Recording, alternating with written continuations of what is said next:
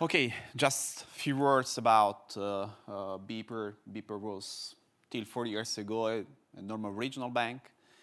BPER went through different corporate action, acquiring other banks. Nowadays, it's almost the third largest bank in Italy. It's backed by insurance company, and I was joining this organization exactly 2 years ago. I was coming from long experience abroad, and that was the great project in Italy, and I immediately jumped in. And when I started in these incumbent banks, because BPER concretely it is still an incumbent banks, I was taking this firmer book by PwC, and I do believe that most of you that are coming from banking sector, you can remind when early in beginning of 2015, we were surrounded by consultants saying, okay, that we are dead man walking, there is no space for incumbent banks, digital banks will be the future. And I said, okay, I should find a new job probably. I was working in the digital field. And during the last 5 years, I was making a lot of research on what happened in concrete in the digital banks, Let me give you some few examples. I don't know many of you knows about Simple Bank. It was mainly Turkish. It was amazing, impressive in terms of customer experience. They were introducing several capabilities. A certain time they were even bought by BBVA, one of the largest banks in Spain. They got 2 million customers. At the end of the game, unfortunately, a few years ago, they decided to disrupt their services, and now customers belong to BBVA.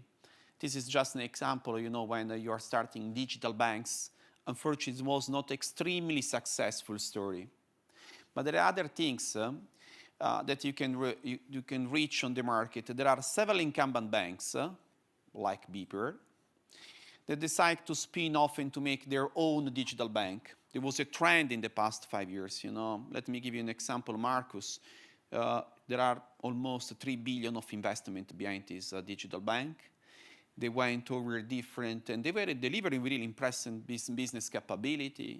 Banks was offering a saving account, loans, credit cards, so it was not just payments capability. And again, the story was almost the same. Goldman Sachs decided to disrupt this kind of services, and now, Marcus' project is completely closed. If you're going to look, and why I'm sharing this story, because nowadays we are discussing how to change the experience of the customer. And if I'm looking what is happening in the market, out of more than 550 banks, digital banks, look their financial statement. Just 20 of them are making profit.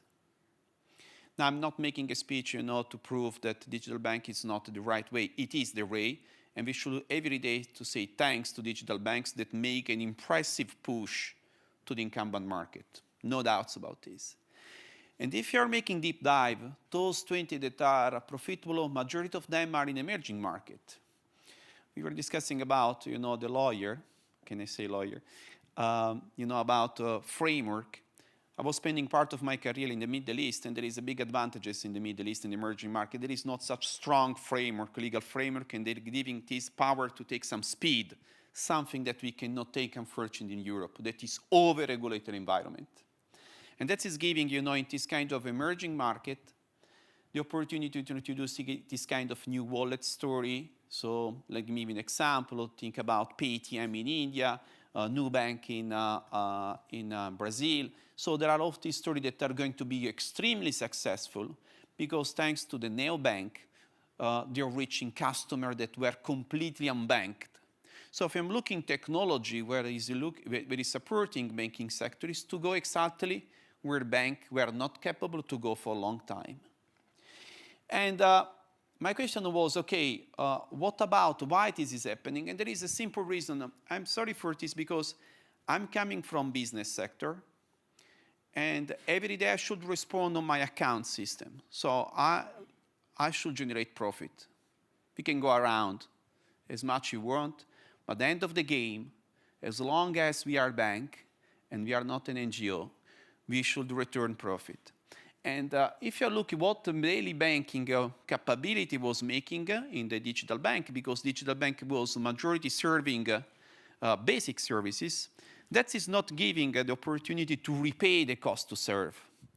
And that is the reason why, along the way in the history, several digital banks were not possible, and it was not possible to keep alive. Because if you want to stay profitable, you should focus on complex product. You know, there is one strange thing. You know, it's most 20 years that I'm working in this sector. And most of the time, when we are saying that we are referring to the digital banks, we are just saying people, oh, I can make peer-to-peer payments. Okay, it's zero-fee business. I can make instant payment. Okay, it's zero-fee business. But once you are stepping up the complexity and you're going, how you can make your life insurance, how you're going to make your pension funds, how you're going to make your wealth capability, is going to be extremely difficult because it's an over-regulated environment. And that is not simple for digital bank to reach. And again, complex product is generating more profit on the business side. So you can say, okay, Maurice, that's winning is to go back in the branch. No, definitely no. If I'm looking again, making some research, I like, to see how over the year different things are going. We can see that strong decline of different branches. This is the US market. But we made even, once 2 years ago, once a step back in Italy. I was immediately research making to understand what concretely happened in the market, And what I saw, I'll go back for a second. Let me see if video is starting.